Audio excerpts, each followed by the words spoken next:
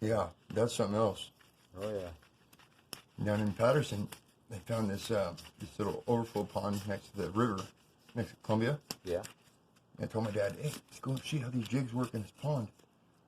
Because current's different in a pond and in a river. Yeah. And these jigs were working, they weren't working in the river. There's too much current. So I go and end up crawling through this little beaver path to get to the water. And I mean, it's only like this. I gotta crawl through this little hut of sticks and branches and shit to get to the water. Yeah. And I get there and I don't even have a place to stand up. All I can do is stick my pole through and go like this, and I can't even cast. And I catch this giant bass.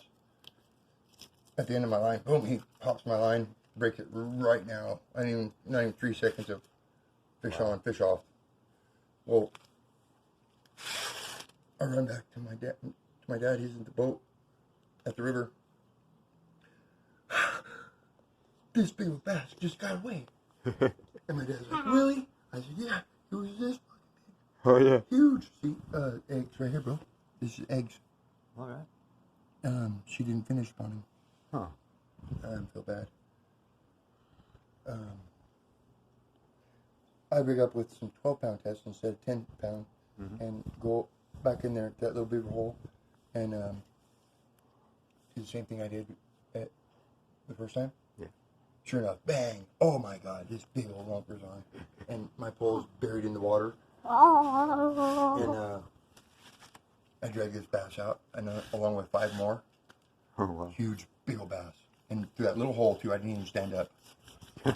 And my dad, he's just tripping out. He's like, "Really, Rick? Really?" I'm like, "Yeah, you gotta get in here, Dad. Another one." We take these 5 bass home, and I start cleaning them, and my jig is in the biggest one. Yeah. Jeez. I told my dad, I said, "Look, here's my jig. See, I told you he was a big monster that got away." These bass were over 10 pounds. Wow. Each one. And I had more than 50 pounds of fish, easy. Oh wow. And then 5 fish, and I could barely carry them to the car, bro. I could barely carry them 5 fish to the car. And you're only allowed 1 fish, but still, I can't let go. Right. That's about 7 months, 8 months of fish food right there in the freezer. Oh yeah. I was fishing up at Moses Lake one time years ago and ran out of bait and everything, and I caught there were a lot of dragonflies. Yeah. I put a dragonfly on that, threw it out there, and seen that tail fin come out of the water after a little bit, about 6 inches, and it snapped it though. Did you forget? Yep, I lost it. It was quicker and shit too, man. Looking dragonfly, I was like, yeah. Was he fluttering the dragonfly? No, it wasn't even. It just laid on the water. Oh, wow. And then it sat on over. All I saw, like I said, was the tail fin, about 6 inches. It looked like a big one. See how wide his tail is? Yeah. That wide is a big fish. See that? Mm-hmm. If you get that wide, right? Yeah. This one that came out was about that, And you got over 5 pounds. It was, if it's bigger than that, it's over 5 pounds. Oh, I didn't know that. I just knew I seen that tail come up, and slapped a little bit as it took it, and it was gone. These are 2.5, 3 pounds each. Oh, okay. Maybe roughly 3 pounds. And you see how big that is. Yeah. That's 4 inches. Yeah. Maybe. And this one was like that. Right. I mean, it was So you're looking at 5, 6 pounds, maybe 7 pounds. up there in Moses Lake down there. Yeah. I caught a smallmouth in a little pond, not bigger than this parking lot right here. Yeah. That was about that long of a tail. Oh, wow. That wide of a tail. Damn. 3 times, 3 years in a row. 3 times did the same shit to me every time. Broke my line. Got my frog. The big one, huh? Yeah. And didn't even surface really, bro. Just sniffed my frog from the tip of the water, and gone. Yeah. And I tried pump, and pow! There's nothing to. I was using 15-pound test, but broke my last one. Yeah. And I said, oh well, you know what? It's just not meant to be. Not meant to catch that fish. Yeah. Well, I told my cousin about it. I said, man, there's a giant smallmouth in there. I'm talking giant, Kenny. Bro, hey, I ain't even seen one that big ever. Yeah. And Kenny went in there and fished that pond until there was no fish left in it. And it somehow evaded him? He didn't tell me he caught one. He didn't tell me he caught any, but there was nothing in the stomach either. Here's his stomach, all closed. The other one was open, but it's totally empty. Look at that. Yeah.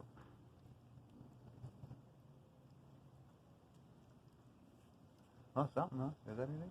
Nope, it's just bio. Oh. Bio. Yeah. See, nada. Not even a snail shell. Nothing. Wow. So, what that means is the minnows are grown. The minnows that were spawning or that hatched a little while back, they're all this big now. They're growing so much and so strong now that they can evade the bass. Oh, okay. So now there's nothing for the bass to eat on. That's why I caught him, because there's no more minnows slowed down. There's no more wounded minnows. They're all healthy and they're all pushing and they're all doing fine. When they're full of minnows, that's when they just hatched. The minnows just hatched. They're slow. They're crippled. Some of them are just not. Like the run to the litter. Yep, exactly. Yeah. If whatever's in season, bro. If there's crawdads in season, he'll be full of crawdads. She'll be full of crawdads.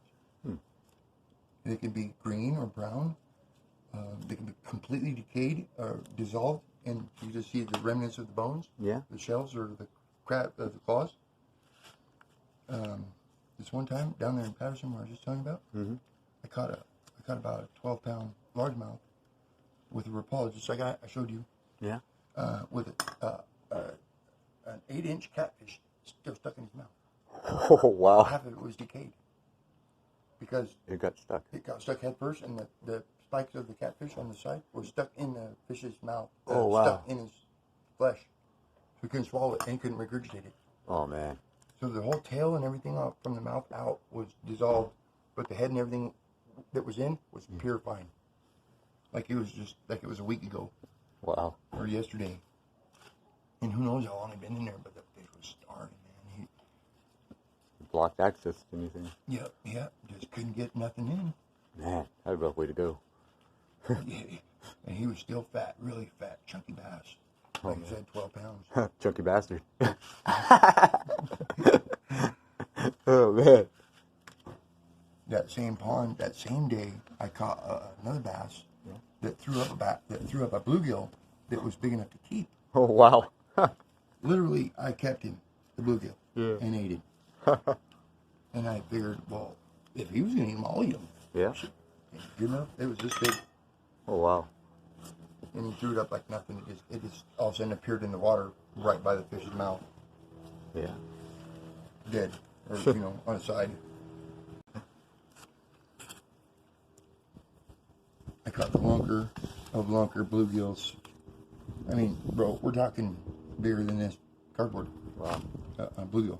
Oh, wow. And I couldn't believe it. I've been hunting this for about a month. I was onto them, the whole school of them, and then I lost the only lure that would work to catch them.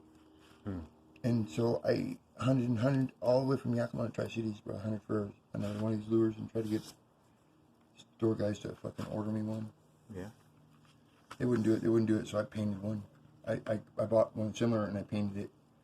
It kind of worked, but it would only catch little fish. No bigger than a normal sized fish. One of the great big ones. Yeah. And then I found this lure one day in the weeds at the pond, and it was more like a bluegill than anything. So I threw it out there to use it, and I turned my back. I think I was lighting up a cigarette or taking a piss or something. But as soon as I turned my back, 3 seconds, man, the water exploded. My line was broken, and this fish is just going nuts out there, bro. It's got my lure. Just flipping around for a half an hour, 45 minutes, going crazy out there. I did everything.